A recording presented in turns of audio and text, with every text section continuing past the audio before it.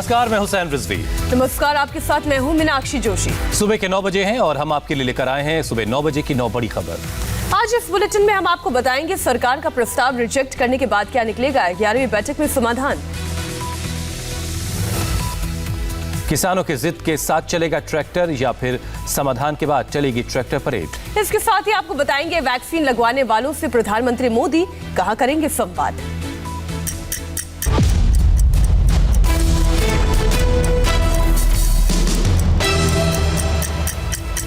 शुरुआत किसान आंदोलन से, जिसमें कल तक सरकार के साथ सुलह का रास्ता निकलता दिख रहा था, लेकिन आज सरकार के साथ 11वें दौर की बातचीत से ठीक पहले एक बार फिर दोनों पक्षों में गतिरोध बढ़ गया है। शुक्रवार की बैठक से पहले पूरे डेडलॉक की क्रोनोलॉजी कुछ यूं बनती दिखी। गुरुवार को सरकार ने तीनों कृषि कानूनों को 1.5 साल तक होल्ड पर रखने का प्रस्ताव दिया। उसे किसान संगठनों ने आपसी बैठक के बाद खारिज कर दिया। यानी एक और बातचीत से पहले सुलह और आंदोलन खत्म होने का रास्ता बंद। किसान संगठनों का स्टैंड वही पुराना है, जब तक कानून वापस नहीं होगा तब तक किसान आंदोलन से पीछे नहीं हटेंगे। ਇਹ ਸਾਰਿਆਂ ਦਾ ਸਰਬਸੰਮਤੀ ਨਾਲ ਫੈਸਲਾ ਹੋ ਗਿਆ ਕਿ ਐਮਐਸਪੀ ਸਰਕਾਰੀ ਖਰੀਦ ਤੇ ਪੀਡੀਐਸ ਇਹਦਾ ਲੀਗਲੀ ਅਥਾਰਟੀ ਦਾ ਕਾਗਜ਼ ਲੈਣਾ, ਸਾਰੇ ਤਿੰਨ ਦੇ ਤਿੰਨ ਕਾਨੂੰਨ ਰੱਦ ਕਰਾਉਣ ਦਾ ਸਰਬਸੰਮਤੀ ਦਾ ਫੈਸਲਾ ਸਾਰੀਆਂ ਜਥੇਬੰਦੀਆਂ। ਜਿਹੜੀ ਪੁਲਿਸ ਨੇ ਮਾਰਚ को लेकर क्या ट्रैक्टर मार्च 26 तरीक ਨੂੰ ਹੋਊਗਾ, ਰਿੰਗ ਰੋਡ ਤੇ ਹੋਊਗਾ, ਉਹ ਸਾਰਿਆਂ ਦਾ ਸਰਬਸੰਮਤੀ ਦਾ फैसला। किसानों के इस रुख से लगभग ये तय है कि आज की बैठक भी बेनतीजा ही रहेगी। सरकार ने जो प्रपोजल दिया था कि 1.5 साल के लिए 1 से 1.5 साल के लिए जो कानून है उनको इम्प्लीमेंट नहीं किया जाएगा और जो कमेटी है उसमें बातचीत करके चर्चा चलती रहेगी, इसके लेकर किसान आंदोलन अपना खत्म कर दें। लेकिन किसानों ने साफ कर दिया है कि सरकार का जो प्रपोजल है वो पूरी तरीके से रिजेक्ट कर दिया है और किसान उसी मांग पर अड़े हुए हैं कि कृषि कानून जब तक रद्द नहीं होगा ये लोग अपना आंदोलन इसी तरीके से चलाते रहेंगे। 2 दिन पहले हुई बैठक में कृषि कानूनों पर सरकार थोड़ी पीछे हटी। किसानों को 2 प्रस्ताव दिए। वो दोनों प्रस्ताव खारिज होने के बाद किसान 26 जनवरी को प्रस्तावित ट्रैक्टर परेड की तैयारियों में जुटे हैं। किसान न सरकार की सुन रहे हैं और न ही सुप्रीम कोर्ट की कमेटी के सामने पेश हो रहे हैं। इस पर कोर्ट भी नाराज है। कोर्ट ने सुनवाई के दौरान भी साफ कहा कि कमेटी पर सवाल उठाना ठीक नहीं। कमेटी के गठन में कोर्ट का कोई हित नहीं है। ऐसे में सवाल है कि आज की बैठक में क्या होने वाला है। किसान आंदोलन की अगली सूरत क्या होने वाली है। क्या यह मसला अब और तेज टकराव की ओर बढ़ रहा है। और इस बीच बड़ी खबर दिल्ली से आ रही है। दिल्ली में आईटीओ चौराहे पर एक बिल्डिंग में आग लग गई है। फायर ब्रिगेड की कई गाड़ियां मौके पर पहुंची और आग बुझाने की कोशिश की जा रही है। ये तस्वीर आप दिल्ली की देख रहे हैं। दिल्ली में आईटीओ के पास एक बिल्डिंग में आग लग गई है और अब फिलहाल फायर ब्रिगेड की टीम यहां पर पहुंच चुकी है और आग बुझाने का काम तेजी से जारी है। 2 फायर ब्रिगेड की गाड़ियां इस तस्वीर में नजर आ रही है, आप देख रहे हैं। काला धुआं उठता भी नजर आएगा आपको। आग किन वजहों से लगी है, कितने बड़े पैमाने पर आग लगी है, इस बारे में अभी पूरी जानकारी नहीं मिल पाई है। ये तस्वीर आप एक बार फिर से देखिए। छत पर कुछ लोग नजर आ रहे हैं, एक शख्स नजर आ रहा है छत पर। दिल्ली में आईटीओ के पास बिल्डिंग में आग लगी है। सुबह सुबह का वक्त है, लोगों के दफ्तर जाने का ये समय होता है। जिस बिल्डिंग में आग लगी है उस बिल्डिंग के बारे में भी और जानकारी हम आप तक पहुंचाएंगे, लेकिन फिलहाल ये तस्वीर आप देखिए दिल्ली के आईटीओ के पास। अब ये धुआं उठता आपको दिखाई दे रहा है, खिड़कियों से धुआं निकल रहा है, तेजी से धुआं निकल रहा है। इसका मतलब ये कि अंदर आग भीषण लगी है। फायर ब्रिगेड की कई गाड़ियां इस वक्त मौके पर मौजूद हैं और इस आग को बुझाने का प्रयास जारी है। तो दिल्ली के आईटीओ पर ये इमारत जहां आग लग गई है, मौके पर दमकल की गाड़ियां मौजूद हैं जो आग पर काबू पाने की कोशिशें लगातार कर रही हैं। और ये शुरुआती तस्वीरें इस वक्त आपके टेलीविजन स्क्रीन पर हैं। आग इमारत के ऊपरी हिस्से में लगी हुई है, ऐसा तस्वीरों में साफ दिख रहा है और धुएं का गुबार उठता हुआ नजर आ रहा है। फायर फाइटर्स मौके पर मौजूद हैं, आग बुझाने की कोशिशें लगातार की जा रही। आईटीओ चौराहा, वहां पर ये इमारत है। हम और जानकारी जुटाने की कोशिश कर रहे हैं कि आखिर ये इमारत ये किसकी इमारत है, क्या कॉमर्शियल बिल्डिंग है, इसमें कौन कौन से दफ्तर हैं। दीक्षा पांडे इस वक्त हमारे सहयोगी हमारे साथ जुड़ चुके हैं। दीक्षा, बताइए क्या आग पर कितना काबू अभी तक पाया गया है, ये बिल्डिंग कैसी है, कॉमर्शियल है तो किसका दफ्तर है इसमें? सैम, ये 8:45 की घटना है जब ये आग लगने की यहाँ पर घटना हुई है। दरअसल ये एक इंजीनियरिंग इंस्टीट्यूट है जिसके 2nd फ्लोर पर ये आग लगी है। हालांकि अभी तक आग लगने की वजह का पता नहीं चल पाया है। अभी वहाँ पर फायर ब्रिगेड की 4 से 5 गाड़ियां पहुंची हैं जो कि काफी मशक्कत कर रही हैं। फिलहाल दिखने में अभी आग छोटी लग रही है और ये उम्मीद जताई जा रही है कि जल्द से जल्द इस पर काबू पाया जा सकता है। तो जैसा कि दीक्षा बता रही थी कि इंजीनियरिंग इंस्टीट्यूट है मीनाक्षी, तो सुबह के वक्त अंदर लोग नहीं होंगे, ये एक राहत की बात है कि किसी तरह के जान माल के जान का कोई नुकसान नहीं हुआ है, ये एक अच्छी बात है। कृषि कानूनों के साथ साथ किसान ट्रैक्टर परेड पर भी अड़े हुए हैं। दिल्ली पुलिस और किसानों के बीच ट्रैक्टर परेड पर सहमति नहीं बन सकती। दिल्ली पुलिस के अधिकारियों ने किसानों को समझाने की कोशिश की। 26 जनवरी के दिन सुरक्षा का हवाला दिया, अपनी मजबूरी बताई और ट्रैक्टर परेड दिल्ली के बाहर निकालने का सुझाव दिया, जिसे किसान संगठनों ने मानने से इनकार कर दिया। दिल्ली पुलिस एक बार फिर मीटिंग के जरिए किसानों को समझाने का प्रयास करेगी। वहीं किसानों का कहना है कि ट्रैक्टर मार्च दिल्ली में ही होगा और शांति के साथ होगा।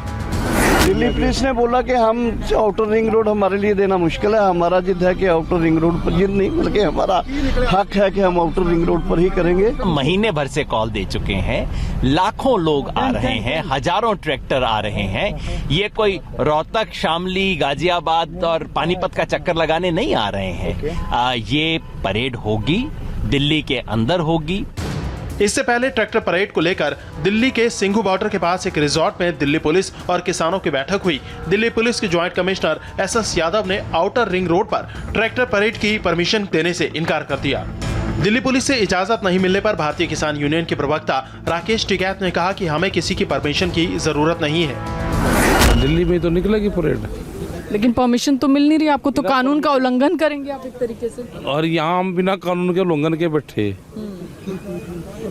किसान जहाँ धरना प्रदर्शन करे, कानून तोड़ के तो धरना प्रदर्शन करे, वैसे लिखत पढ़त में कोई दे देगा? किसान संगठनों के नेताओं के बयानों से साफ है कि पहले दिल्ली के बॉर्डर्स को बंद करके और अब दिल्ली में ट्रैक्टर मार्च की कॉल देकर सरकार पर प्रेशर क्रिएट करने की कोशिश हो रही है। इसलिए 26 जनवरी का दिन भी किसानों ने सोच समझकर चुना है। कोरोना वैक्सीन बनाने वाले पुणे के सीरम इंस्टीट्यूट में कल एक बड़ा हादसा हो गया। हादसे में 5 लोगों की जान चली गई। कंपनी ने कहा वैक्सीन के प्रोडक्शन पर कोई असर नहीं पड़ा है। सीरम इंस्टीट्यूट की 4वीं और 5वीं मंजिल पर लगी भीषण आग की जांच के आदेश दे दिए गए हैं। कल डिप्टी सीएम अजीत पवार हादसे वाली जगह पहुंचे थे, तो आज सीएम उद्धव ठाकरे पुणे के सीरम इंस्टीट्यूट पहुंचेंगे और हालात का जायजा लेंगे। इससे पहले गुरुवार की दोपहर करीब 2:45 बजे सीरम इंस्टीट्यूट के टर्मिनल 1 में अचानक आग लग गई, जो तीसरी मंजिल से होते हुए पहले 4थी मंजिल और फिर 5वीं मंजिल तक पहुंच गई। उस वक्त बिल्डिंग में रेनोवेशन का काम चल रहा था। शक है कि वेल्डिंग के काम की वजह से इमारत में आग लगी और ये आग इतनी तेज थी कि कई मजदूर अंदर फंस गए और उनकी मौत हो गई। जान गंवाने वालों में 4 पुरुष और 1 महिला शामिल हैं। 5 लोगों की पहचान कंस्ट्रक्शन लेबर के रूप में हुई है। इस हादसे पर खुद पीएम मोदी ने भी दुख जताया है और सीएम इंस्टीट्यूट के सीईओ अदार पूनावाला ने वैक्सीन के प्रोडक्शन पर इस हादसे के असर से इनकार किया है। मैं सरकार और आम लोगों को ये भरोसा दिलाना चाहता हूं कि आग लगने की इस घटना से कोविशील्ड के प्रोडक्शन पर कोई असर नहीं पड़ेगा, क्योंकि ऐसी घटनाओं की आशंकाओं को देखते हुए हमने मल्टीपल प्रोडक्शन बिल्डिंग को रिजर्व में रखा है। सीरम इंस्टीट्यूट पर आज सिर्फ भारत ही नहीं पूरी दुनिया की नजर है। यहाँ बन रही कोरोना की मेड इन इंडिया वैक्सीन की डिमांड पूरी दुनिया में है। देश में चल रहे कोरोना वैक्सीन ड्राइव के बीच प्रधानमंत्री मोदी आज वाराणसी के लोगों से संवाद करेंगे। पीएम मोदी वाराणसी में वैक्सीन लेने वाले फ्रंटलाइन वर्कर और वैक्सीन देने वाले स्टाफ से बात करेंगे। 16 जनवरी को जब पीएम मोदी ने वैक्सीनेशन अभियान की शुरुआत की थी, उसी दिन अफवाहों से आगाह किया था। लेकिन वैक्सीनेशन के एक हफ्ते बाद भी वैक्सीन को लेकर तमाम तरह की अफवाह और वहम फैल रहे हैं। ऐसे में वाराणसी में पीएम का आज संबोधन खासा अहम होने वाला है। पीएम मोदी आज दोपहर 1 बजे वाराणसी में 3 जगहों पर वीडियो कॉन्फ्रेंसिंग से जुड़ेंगे। वाराणसी के पंडित दीनदयाल अस्पताल में 3 लोगों से बात करेंगे, वाराणसी के जिला महिला अस्पताल में 2 लोगों से और हाथी बाजार स्वास्थ्य केंद्र के 1 शख्स से बात करेंगे। पीएम मोदी जिन 6 लोगों से बातचीत करेंगे उनमें डॉक्टर्स, नर्सिंग स्टाफ और वैक्सीन लेने वाले लोग शामिल होंगे। इसके बाद पीएम वैक्सीनेशन में आने वाली चुनौतियों और अफवाहों को लेकर वरिष्ठ अधिकारियों और वैज्ञानिकों के साथ चर्चा भी करेंगे। वैक्सीनेशन के बीच कोरोना वैक्सीन को लेकर तमाम तरह की अफवाहें भी उड़ाई जा रही हैं। ऐसी एक अफवाह एक वीडियो के जरिए फैलाई जा रही थी। हमने पड़ताल की तो सच कुछ और निकला। वैक्सीनेशन का वीडियो नंबर 1, वैक्सीनेशन का वीडियो नंबर 2। इन 2 वीडियो के जरिए कोरोना वैक्सीन को लेकर यह अफवाह फैलाई जा रही थी। जब नर्सिंग कॉलेज के प्रिंसिपल और मेडिकल ऑफिसर ही वैक्सीन नहीं ले रहे तो फिर आम लोग कैसे भरोसा करें। इस वीडियो में जो दोनों लोग दिख रहे हैं वो वाकई वैक्सीन नहीं ले रहे बल्कि वैक्सीन लेते हुए वीडियो बनवा रहे हैं। लेकिन इसकी पीछे की कहानी ये नहीं है कि इन्हें वैक्सीन पर भरोसा नहीं या वैक्सीन लेने का दिखावा कर रहे हैं, बल्कि इसके जरिए ये बता रहे हैं कि वैक्सीन लेना कितना जरूरी है। ये कहानी इनकी ज़बानी सुनिए। मैं वैक्सीन लगवा कर उठने लगी तो मीडिया से जुड़े कुछ लोग वैक्सीनेशन रूम में दाखिल हुए और कहने लगे कि मैडम तस्वीरें खींचनी है। इसलिए मैं फिर बैठ गई और जो सिस्टर वहाँ मौजूद थी वो सिर्फ मीडिया के लिए पोज देने की कोशिश कर रही थी। इसके बाद मैं उठ गई, लेकिन इन तस्वीरों को जिस तरह दिखाया गया, जिस तरह ट्रोल किया गया, वो सही नहीं है।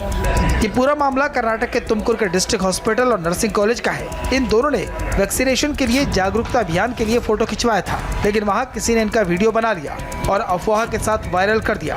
ऐसी अफवाहों से सावधान रहने की जरूरत है। वाराणसी में जब प्रधानमंत्री मोदी भी वैक्सीनेशन ड्राइव से जुड़े लोगों से बातचीत करेंगे तो यही संदेश देंगे कि वैक्सीन पर एक्सपर्ट की सुनिए, अफवाहों पर ध्यान न दीजिए। पश्चिम बंगाल में विधानसभा चुनाव से पहले सियासी बवाल मचा है। बीजेपी ने कहा ममता के इशारे पर बंगाल में गृह युद्ध जैसे हालात हो चुके हैं। पश्चिम बंगाल में अभी चुनाव की तारीखों का ऐलान होना बाकी है, लेकिन उससे पहले राज्य में सियासी पारा चढ़ता ही जा रहा है। अब इलेक्शन कमीशन से शिकायतों का दौर शुरू हो गया है। इलेक्शन कमीशन की टीम के सामने टीएमसी ने जहां बीजेपी पर दबाव की राजनीति का आरोप लगाया, तो वहीं बीजेपी ने राज्य में गृह युद्ध जैसे हालात बन जाने की बात कही है। The BJP is sending BSF to the village, nearby villages of the border, and terrorizing the people. और हिंसा बढ़ रही है रोज। सरकारी दल की तरफ से हिंसा का प्रयोजित किया जा रहा है। इसीलिए इस प्रकार वातावरण को निर्भय वातावरण बनाया जाए, इस प्रकार हो, सेंट्रल फोर्स को बूथ के अंदर रखा जाए। इस बीच चुनाव आयोग की टीम आज दोपहर 1 बजे प्रेस कॉन्फ्रेंस करेगी। प्रेस कॉन्फ्रेंस से पहले वो जिला चुनाव अधिकारियों और वरिष्ठ पुलिस अधिकारियों के साथ बैठक भी करेगी। एक तरफ इलेक्शन कमीशन की टीम राज्य में घूम घूम कर चुनाव की तैयारियों का जायजा ले रही है, वहीं राजनीतिक दलों के नेता एक दूसरे पर हमलों से बाज नहीं आ रहे। बीजेपी नेता शुभेंदु अधिकारी ने ममता के भतीजे अभिषेक बनर्जी के नोटिस का जवाब भ्रष्टाचारी कहकर दिया। मैंने कहा था तोलाबाज भाईपो, तो तृणमूल वाले मुझसे गुस्सा हो गए, कहने लगे कि नाम क्यों नहीं लेते। तो अब मैं नाम लेकर कह रहा हूँ तोलाबाज भाईपो, मेरे खिलाफ केस करवा दो। पिछली बार मैंने वहाँ तृणमूल को जीतने में मदद की थी, इस बार मैं उन्हें हरा दूंगा। मुझे तोलाबाज भाईपो हटाओ।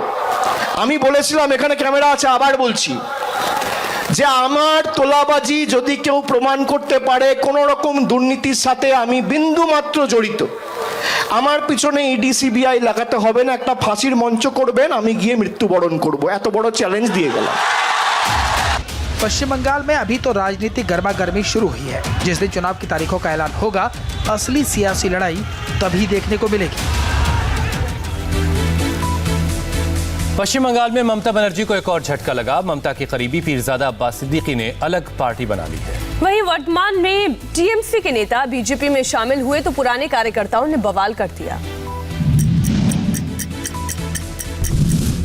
ये 2 तस्वीरें पश्चिम बंगाल की मौजूदा राजनीतिक सूरत हाल बयान करने के लिए काफी हैं। पहली तस्वीर ममता के करीबी पीरजादा अब्बास सिद्दीकी की है, जिन्होंने नई पार्टी का ऐलान करके ममता की मुश्किलें बढ़ा दी हैं। वहीं दूसरी तस्वीर बर्धमान जिले की है, जहां बीजेपी के कार्यकर्ता आपस में भिड़ गए।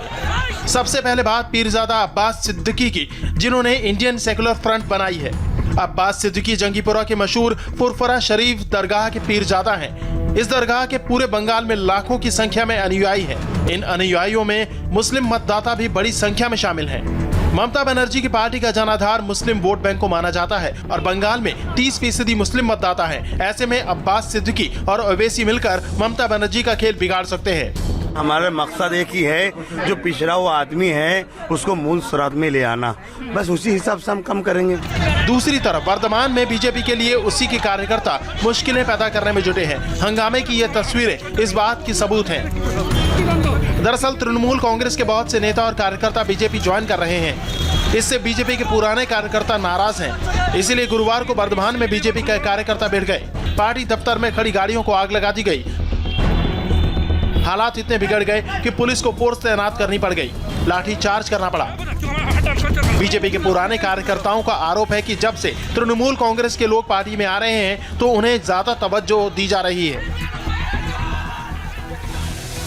और इस बीच बड़ी खबर आपको दे दें जो दिल्ली से है। दिल्ली में आईटीओ चौराहे पर इंजीनियर्स बिल्डिंग में आग लगी है। फायर ब्रिगेड की कई गाड़ियां इस वक्त मौके पर मौजूद हैं और आग बुझाने के लिए लिफ्ट का भी सहारा लिया जा रहा है। ये शुरुआती तस्वीरें आ रही हैं। ये इंजीनियर्स बिल्डिंग है जिसके ऊपरी हिस्से में आग लगी हुई है और वहां से धुआं उठता हुआ नजर आ रहा है। मौके पर दमकल की कई गाड़ियां हैं जो आग को बुझाने में लगी हुई हैं और लिफ्ट का भी सहारा। आप देखिए बाईं तरफ जो तस्वीर है उसमें लिफ्ट के जरिए आग पर काबू पाने की कोशिश की जा रही है।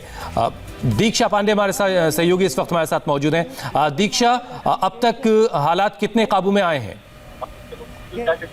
हुसैन, आधा घंटा हो चुका है इस घटना को हुए, लेकिन अभी तक आग पर पूरी तरह से काबू नहीं पाया जा सका है। दरअसल वो एक इंजीनियरिंग इंस्टीट्यूट है जिसमें तकरीबन 10 बजे के बाद काफी ज्यादा क्राउड वहां पर होने लगता है, लोगों की भीड़ हो जाती है, स्टूडेंट्स वहां पर पहुंच जाते हैं। लेकिन गनीमत की बात रही कि वहां पर लोगों की संख्या कम रही है और जो भी लोग ऑफिस के अंदर या उस इंस्टीट्यूट के अंदर मौजूद थे उन्हें बाहर इवैक्यूएट कर लिया गया है। लेकिन इस वक्त अभी भी वहां पर 5 से 6 जो फायर ब्रिगेड की गाड़ियां हैं वो वहां पर मौजूद हैं। लेकिन फायर कर्मियों के लिए एक बड़ा चैलेंज भी है, बड़ी चुनौती इस बात की है क्योंकि एक ऑफिस एरिया है वो पूरा। तो ऐसे में इस बात का भी डर है कि कहीं अगर आग बड़ी हुई तो कहीं आसपास के ऑफिस में ना फैल जाए, तो ये भी एक बड़ा चैलेंज है। तो बहुत ही सावधानी के साथ इस पर पूरी तरह से काम किया जा रहा है। मशक्कत के साथ पूरी कोशिश है कि जल्द से जल्द इस पर काबू पाया जा सके। आधा घंटा हो चुका है लेकिन अभी भी आग की लपटें वहां पर उठती हुई नजर आ रही है। शुक्रिया दीक्षा। तो जैसा कि दीक्षा बता रही थी कि इंस्टीट्यूट है, अभी बच्चे नहीं पहुंचे थे वहां पर, ये बहुत राहत की बात है। और जो लोग थे थोड़े बहुत स्टाफ उनको इवैक्यूएट कर लिया गया है और आग बुझाने की कोशिश लगातार की जा रही है। और फिलहाल वक्त एक ब्रेक का है। ब्रेक के बाद देखिए जयपुर में इनकम टैक्स विभाग ने कहा कि बड़ी कार्रवाई।